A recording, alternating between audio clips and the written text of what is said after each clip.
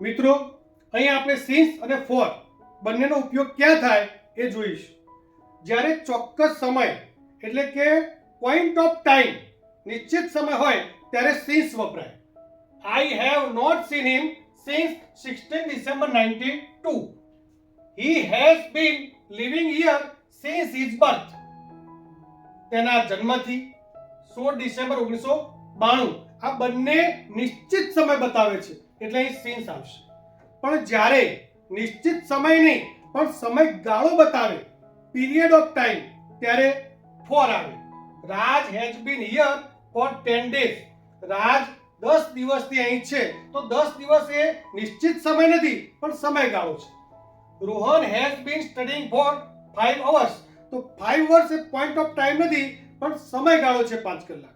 તો સમયગાળા માટે ફોર આવે અને નિશ્ચિત સમય માટે સિન્સ આવે.